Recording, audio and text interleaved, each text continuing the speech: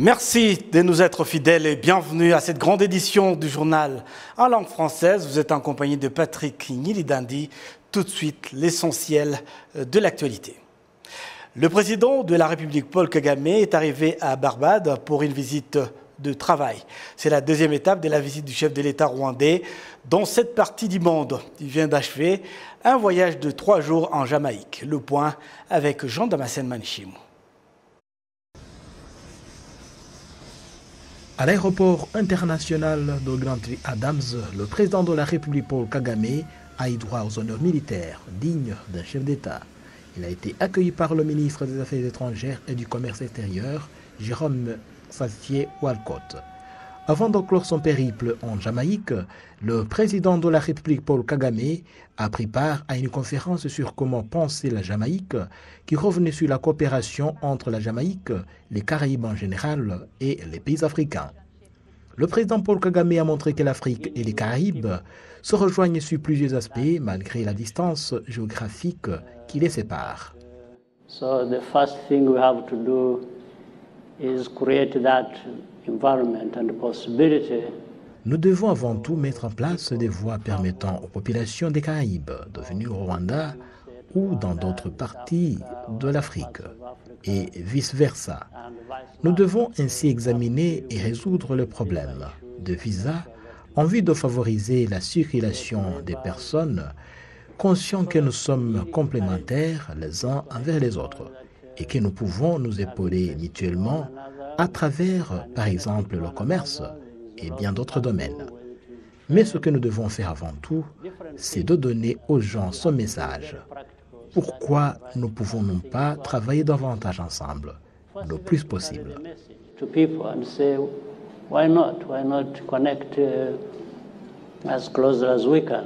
Le président rwandais a montré aussi comment le Rwanda a pu se relever et se reconstruire après le génocide contre les Tutsis en 1994 de façon spectaculaire.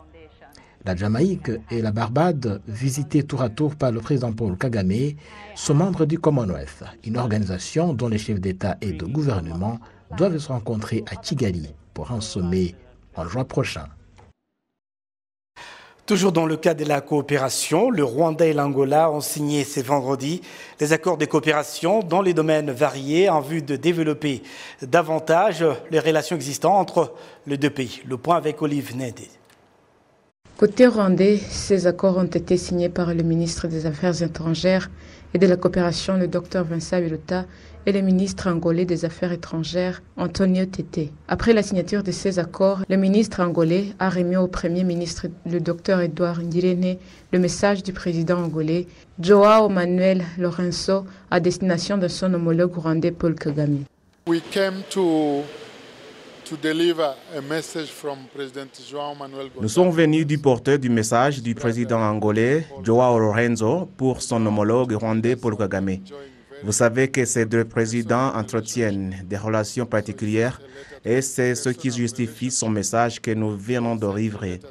Mais c'était aussi une occasion d'expliquer au Premier ministre ce que nous avons réalisé ce matin en signant des accords de coopération que nous allons mettre en pratique.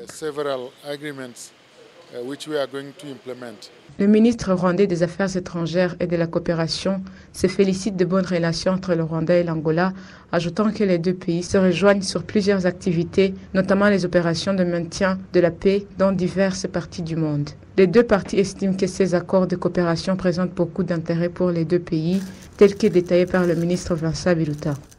Angola ni igihugu dufitanye umubano kuva mu mwaka wa 2015 dufiteyo. Nous avons de bonnes relations avec l'Angola.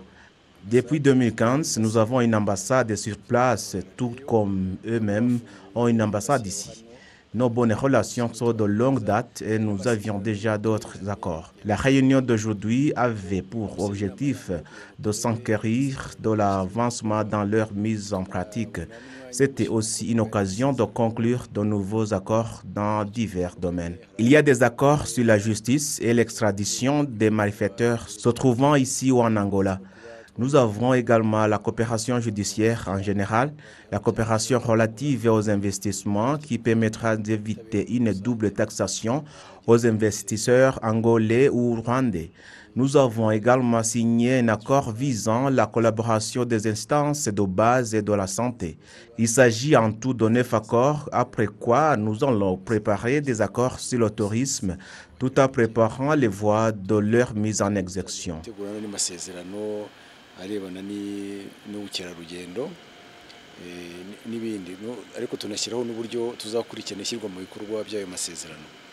Le ministre angolais des Affaires étrangères et de la coopération, Tete Antonio, a indiqué que la pandémie de Covid-19 a démontré combien les pays africains doivent unir leurs efforts en vue de se développer. Et à lui d'ajouter que ces accords de coopération entre le Rwanda et l'Angola donneront un coup de pouce au développement des deux pays. Le ministre Antonio estime que la coopération visant le développement industriel, la santé et la pêche est un élément important dans le développement des deux pays. Les accords signés entre le Rwanda et l'Angola s'ajoutent aux relations déjà existantes, notamment dans les domaines juridiques, agricoles et sanitaires. Après la signature, les équipes techniques des deux pays suivront de près la mise en exécution de ces accords. Nété Olive, télévision rwandaise. D'urgence au Rwanda se déclare prêt à poursuivre en justice ceux qui causent des grossesses aux mineurs dans les camps des réfugiés au Rwanda. Les deux ministères indiquent aussi qu'une prise en charge particulière est prévue pour aider ces jeunes à retrouver le chemin de l'école. Le point avec Jeannette Ouabaye. Clarisse Ouera, c'est un pseudonyme donné à cette adolescente âgée seulement de 16 ans qui vit dans le camp de réfugiés de Mahama à l'est du Rwanda, le camp qui héberge les réfugiés congolais et burundais. Le garçon qui l'a engrossé a fui le camp. Cette situation a poussé Clarisse à quitter l'école pour pouvoir prendre soin de son bébé. Quelques mois après, elle a pu reprendre le chemin de l'école. À l'école, elle a une facilité de pouvoir se rendre à la maison pour allaiter son fils aux heures indiquées de la pause. Malgré cette situation, Clarisse est loin de se résigner. Elle est déterminée à poursuivre ses études jusqu'au niveau universitaire pour s'assurer un avenir radieux. Les maisons serrées, sans assez d'espace dans le camp, et l'attitude de certains hommes mal intentionnés qui violent ces jeunes filles sont parmi les causes de cet état de choses. Le durcissement des sanctions contre les coupables pourrait alléger le problème. Pour le moment, le nombre total de filles qui sont tombées enceintes n'est pas connu, mais le seul camp de Mahama à l'est du Rwanda compte environ 150 jeunes filles qui ont regagné l'école après avoir mis au monde. La ministre rwandaise en charge des situations d'urgence, Marie-Solange Kayisire, indique que le Rwanda est résolu à multiplier une assistance auprès de ces filles, surtout pour éviter que les enfants nés de ces adolescentes ne souffrent pas de malnutrition ou d'autres problèmes relatifs. Le camp de Mahama, à l'est du Rwanda, compte plus de 55 000 réfugiés congolais et burundais, alors que le pays dénombre au total environ 130 000 réfugiés. De cet effectif total, les femmes et les enfants constituent 75% de tous les réfugiés.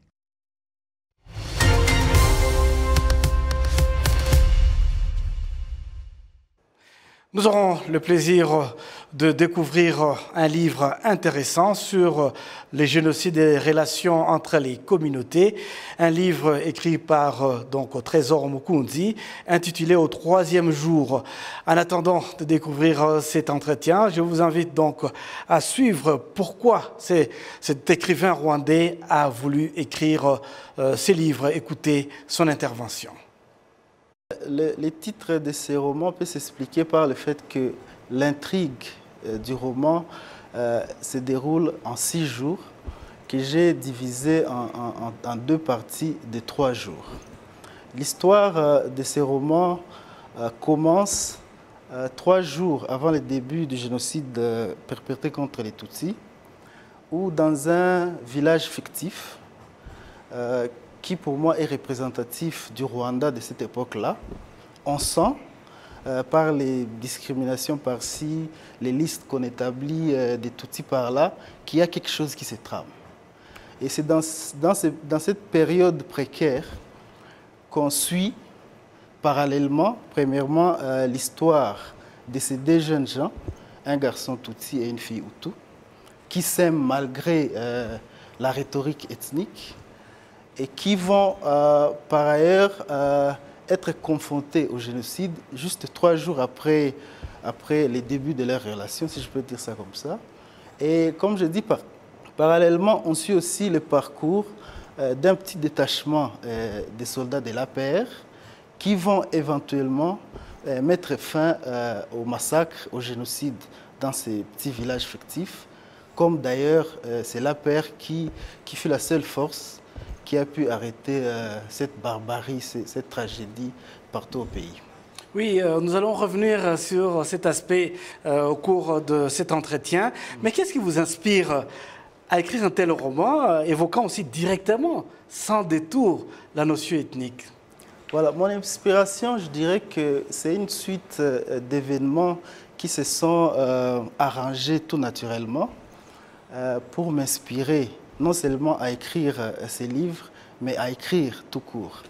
Je dirais que ça a commencé il y a 16 ans, lorsque j'ai découvert les livres, j'ai découvert l'amour de la littérature.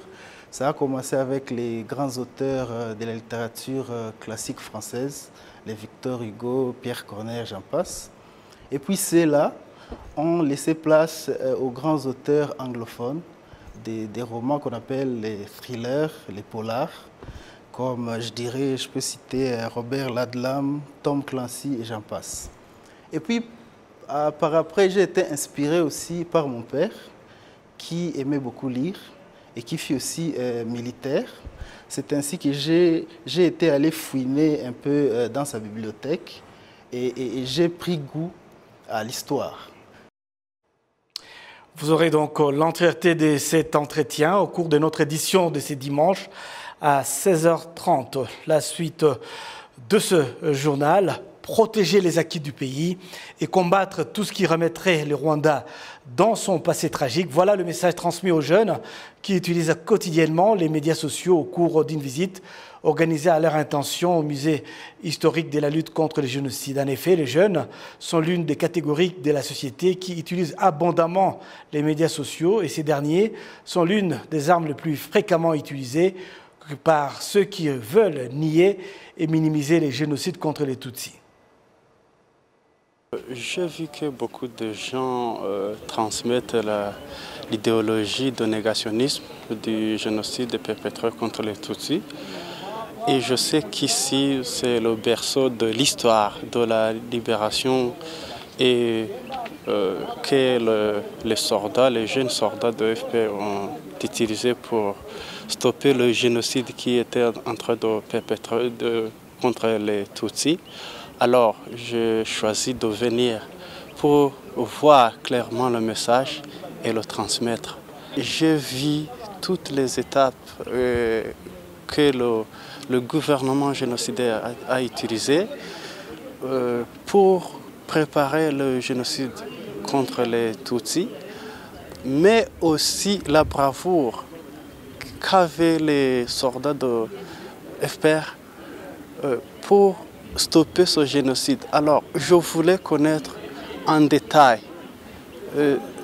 comment ils ont fait, comment ils y ont parvenu, qu'a été leur force. Alors, j'avais la soif de tout connaître depuis le début.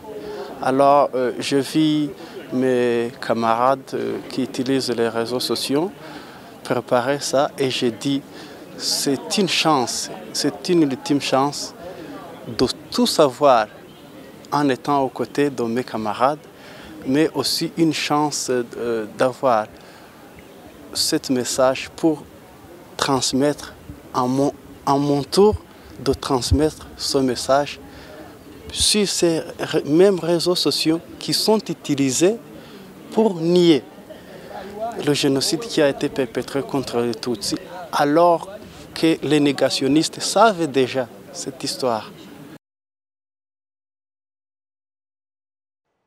Oui, ce sont donc les jeunes qui ont été utilisés pendant le génocide car ils ont utilisé leur force pour tuer lors de ces génocides contre les Tutsis. Ingabire Marie-Immaculée, la dirigeante de l'organisation Transparency International Rwanda, dans un message à la jeunesse, a appelé le peuple à contribuer à la reconstruction du pays en évitant ce qui remettrait le Rwanda dans le noir. Dire à la jeunesse, à la génération actuelle qui n'a pas connu le Rwanda d'avant le génocide perpétré contre les Tutsis, mais aussi qui ne connaissent pas les efforts fournis pour reconstruire ce pays. Donc, on était là pour leur dire, voilà, nous, de notre temps, on a fait ce qu'on pouvait, on a arrêté le génocide, on a restauré la sécurité dans le pays grâce aux forces armées de FPL Montagne. Nous leur devons cela. Ils ont fait preuve d'un courage. Je ne sais pas comment définir ce courage, parce que quelquefois ça dépasse l'entendement. Et leur dire que maintenant c'est leur tour, qu'ils doivent à tout prix protéger ce pays, le défendre contre vents et marées.